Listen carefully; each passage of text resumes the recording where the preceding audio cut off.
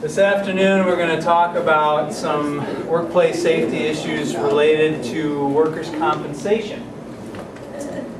Specifically some things that are happening here at Goodwill. I'll give you a little bit of background on the system itself and how it works, what some of the associated costs are for acquiring workers' compensation in Michigan, which is a required cost of doing business here.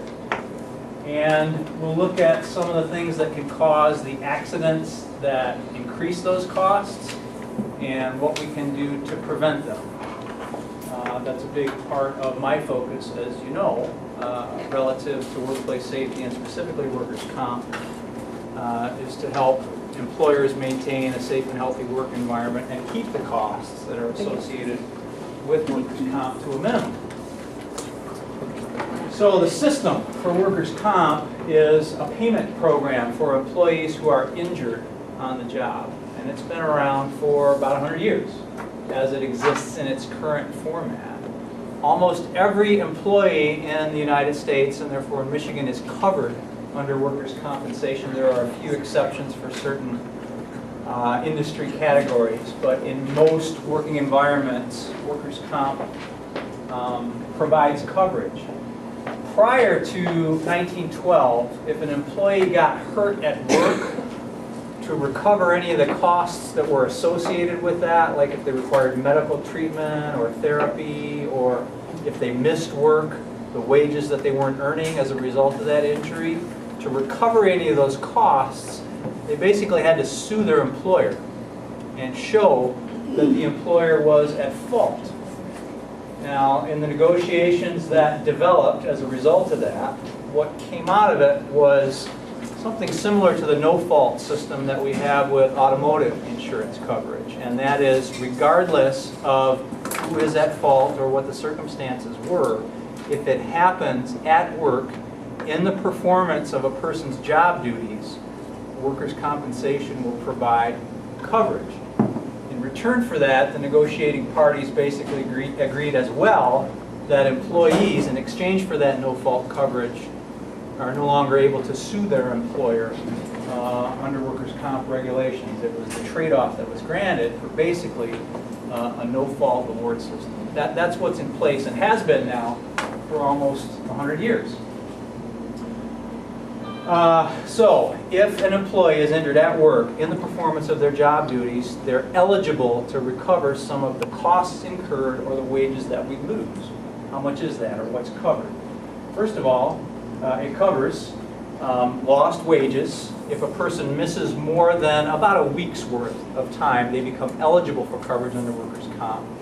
And some of the wages that they are not able to earn as a result of being hurt are covered through that system. Any direct medical care costs associated with the injury, rehabilitation programs involved in recovery, and there are a few other associated costs that are covered. There it is again. The wage benefits portion is calculated based on the employee's recent history of earnings. And it's not a free ride and it's not a full ride, which is a misconception that some folks have about workers' comp. It's an average weekly wage that's calculated for a period of roughly a little bit longer than 6 months. And after that average is calculated, what it basically amounts to is, in Michigan, this varies a little bit by state, but in Michigan, approximately 80% of after-tax pay. So that's what's covered and how much it's covered under workers' compensation. And again, to be eligible for recovery of lost wages, an employee would miss the equivalent of more than about a week's worth of time. So where does that money come from? In some cases, an employer buys insurance. They pay a premium to an insurance company to write that coverage. And it is required in Michigan. If you operate a business and you employ more than yourself, you got to have workers' compensation coverage. And most employers handle this in the way that many of us handle private insurance needs. You go to an agent or an insurance company, you buy a policy, you pay a premium. From that premium payment, from that pot of money that's put into the company, if you will, that company in turn draws from it to cover the costs that we just mentioned. If lost wages are involved, if medical treatment is required, if some of the other associated costs like rehabilitation are incurred, the insurance company will pay those bills from that pot that's created by the premium payment. But what doesn't get used for those costs is kept by the insurance company as profit. And insurance of all kinds, even workers' compensation, in the private market is a profitable business. That's how the system works.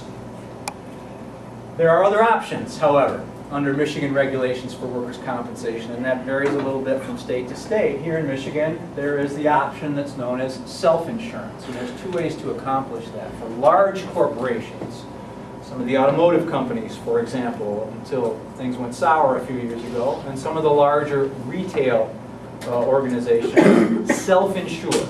And how that works is you still have to put aside a pot of money. But to do that, you register with the state of Michigan. It's very tightly regulated and closely observed. But if you prove that you have the financial resources to do that, you set aside a pot of money as you would pay a premium to a private insurance company. And then from that money, you self-administer or draw those funds to cover those costs that I just mentioned, lost wages, medical treatment, and so on. For smaller companies like Goodwill that do not have those financial resources to self-insure on their own, they are eligible under Michigan regulations to band together and form what's called a group self-insured fund.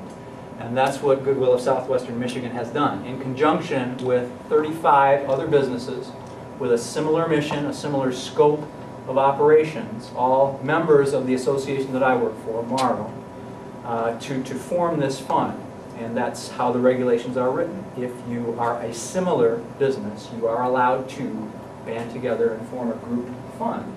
And all of the members of this fund pitch into that pot of money from which there are withdrawals made to cover the costs that we just mentioned if someone gets hurt, lost wages, medical treatment, and so forth. That means that a premium is paid, just like any other business. But it goes to a company that we hire, that MARO hires to administer the fund. It's called a third-party administrator, and they do some of the things that an insurance company would do, manage claims, pay the bills, and so forth. But anything that's not used from that premium does not go then to an insurance company as profit, but after covering the administrative costs associated with some of the activity that I just mentioned, most of that money flows back to the members. What does that mean? It means that when an organization, as part of a self-insured group fund, has a good safety record and people don't get hurt, the money that's paid in, which is required under Michigan regulations as a cost of doing business, eventually comes back to the employer. So we're all pretty familiar with the advantages of a sound safety program and that folks don't get hurt and they don't get sick as a result of performing their job duties. But in addition to that, there's a very strong financial incentive for maintaining those safety programs and for pursuing the kind of records that we were talking about earlier and going those 330 consecutive days without a lost time injury. That's terrific. And it has rewards beyond the pizza party that you often expect, and they're real important in this kind of a competitive environment today. So, how is that premium calculated? Well, it's as with any other insurance calculation of risk, the premiums that an employer pays depend on what they're asking folks to do on the job. And the rates for insurance vary depending on the level of risk. So for example, the workers' comp insurance premiums for an individual who works at a computer all day are lower than an individual who works at a piece of heavy equipment all day because the risks are different. The risks are greater for the individual in that more industrialized environment. After you go through all those calculations based on rate classifications and what a person does while they're working, there's another factor that's applied to that, and it's called an experience rating. And the insurance companies calculate that by looking at a 3-year period of experience, analyzing both frequency and severity. Frequency is how many people get hurt. Severity is how much it costs to take care of them as a result of that injury. And it's a fairly complex calculation, but as a result of analyzing that 3-year period, looking at those seemingly straightforward characteristics, how many people are getting hurt and how serious are the injuries, they come up with this rating. And the average experience rating under the workers' comp system is 1.0. If you're doing about the same as other businesses in Michigan that do what you do, that's your experience factor or your experience rating. If it's better than average, it's lower than 1. If it's worse than average, it's higher than 1. So after this premium gets calculated, you apply that experience rating. If recent history shows that things aren't going very well, there's actually a penalty that's applied. And if recent history is analyzed and it looks like things are going really well, then there's actually a discount that's applied. So the average is 1.0.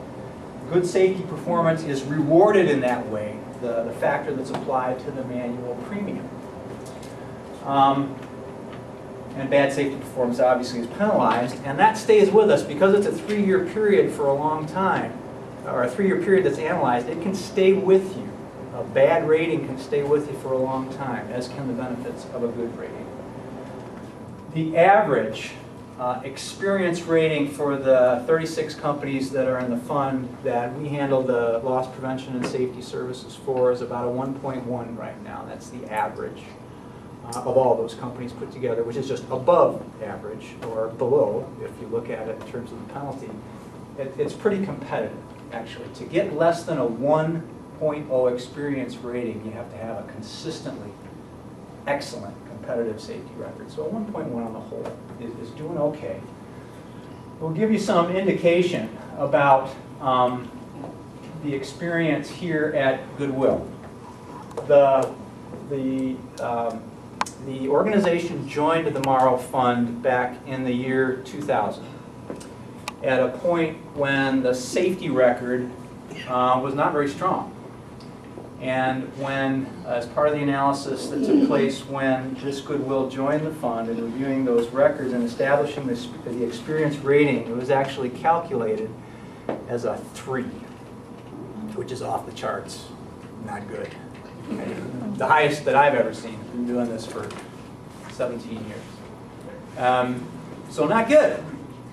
In the years that have followed, with the strong commitment to safety that's been in place since that time, that experience rating, and again it takes a long time for something that significantly negative to be reduced, has been cut by over half. It's currently, for the current year, is at about a 1.4. So still not where we quite want to be, but an extraordinary rate of progress and in the right direction. So that's a good thing. To give you a smaller picture of recent history for injuries and resulting workers' compensation claims, in the year 2009, there were 12 claims that were filed. Last year, there were 9 claims that were filed. So kind of a trend in a positive direction in the smaller picture there. And this year, through the end of September, through the last quarter that John mentioned, there have only been 4 claims filed. So in looking at a trend analysis on a very basic level, we're going in the right direction there, and that's terrific. Frequency is just one of those characteristics or indicators that's examined when you look at an organization's performance. Severity is the other. And to give you an idea on how that compares in the last couple of years, and also to give you a sense of the fact that these aren't nickels and dimes that we're talking about that are involved in the costs invested in workers' comp for a business this size in Michigan. In 2009, there was almost $118,000 that was paid in premium, and from that, a little over 74, about 75 grand, involved in the costs associated with those 12 claims that were filed. Premium went up in 2010. That can be a result of a number of things. If the agency expanded, for example, more people are being employed, that automatically elevates the costs associated with workers' comp because it depends on how many people are working and what the risk is. So the premium went up. That's not necessarily a bad thing. And while the frequency of claims went down in 2010, actually the cost went up. So the accidents, while we're doing a good job in terms of overall prevention, the serious nature of those injuries went in the wrong direction. So that involves taking a closer look at what actually happened to try to make sure that those mistakes don't get repeated. In 2011, in the current year, the premium went down slightly, and costs incurred through the third quarter are actually less than 40 grand. So if that stays on track, That would be a positive trend from last year to this year, moving in the right direction by quite a significant number. And we post these numbers not only, again, to give you a sense of where things are going in these very important performance indicators. When you look at an employer and how they're doing with their safety record, that's quite often where folks start. How many people are getting hurt, if it's covered under comp, and if so, how much it costs. But also the fact that there's quite a significant amount of money that's invested in, and eventually then there can be a significant amount of money that can flow back to goodwill if that positive safety record is maintained. So, since joining the MARO Fund in 2000, I mentioned the fact that the experience rating has declined significantly, and that's a good thing. We have talked, if you've been in some of my trainings in the past, about the fact that when we look at accident causes throughout the businesses that are a part of this fund, the single most frequently occurring cause for injuries is slips, trips, and falls. That's as a fund, all of which are preventable accidents. And that was the case here at Goodwill as well in 2008 and 2009. But so far, in 2011, there has been only one of those 4 claims that we mentioned resulting from a slip and fall. So targeting that frequency has been very effective. And a couple of other injury cause categories, all of which resulted in sprains or strains. Well, that's a quick picture of kind of what's happening here currently in terms of trend analysis. Frequency going in the right direction. Severity, we've had a couple of claims in the last year and 3 quarters that actually involve significant expense. And in terms of the cause for those injuries, they've been reduced, and that's great. And there's not a single factor that sticks out one more than the other. But we've done a real good job in going after the ones that were causing the most problem, which is slips and falls. In the bigger picture, for a safety program and a workers' compensation program to be effective, when we look at why accidents happen, that's a big part of what we do, and what, frankly, my focus is on in those performance indicators is frequency. Because if people don't get hurt, when you drive that down as close to 0 as possible, the rest of it will take care of itself. You don't have to worry about costs if nobody gets hurt. So as we look at frequency, as we look at accidents and what caused them, they can usually be categorized into something that's referred to as the accident pyramid. The majority, or the minority at the top, if you look at the top of the pyramid, are a result of stuff that's very nearly either beyond our control or difficult to control. Either an act of nature or an unsafe condition that might have resulted from an equipment malfunction, for example, that would have been very difficult to anticipate. But the vast majority, 85 is a conservative estimate. Some safety experts say that that's higher as a result of unsafe acts, which means a preventable occurrence. It doesn't mean that somebody did something wrong on purpose. It means it was a mistake in performance, a mistake in judgment, an oversight in training, lack of preparation. There was something about that could have been different and therefore prevented from occurring. And that philosophy is the key to where an effective safety program succeeds, where you maintain that level of success, or if there's a dip somewhere along the way, you start to go back towards improvement by remembering that all accidents, almost all accidents, are preventable. And the old adage that accidents will happen because we're working in a factory, because we're on the road, because we're dealing with a challenging environment or with challenging populations is a load of crap. Because most, if not all, accidents are errors in performance or judgment that could have been prevented. And as we look at a safety program, the significant costs that are involved in maintaining it for purchasing workers' comp insurance, if you take that approach, that there's always something about the experience of an accident or injury that could have been different. And if we take on the collective responsibility about figuring out what that is, the factors that can contribute to an accident, and we fix them before it occurs, that's when it works well. That's when we're able to achieve that really high number of consecutive days without an injury, and that's where, without a lost time injury, and that's when we're able to see a good percentage of that significant amount of money that's paid into the workers' comp pot come back to the organization. And as you know, in this really competitive business environment that we operate in Michigan now, when a good chunk of that significant amount of money can come back to an employer, it puts them in a much better position to provide and maintain secure jobs. So that's the motivation for doing this stuff, is not just that we want you to stay safe and healthy, of course, but as a business, there's a very strong financial incentive for that as well.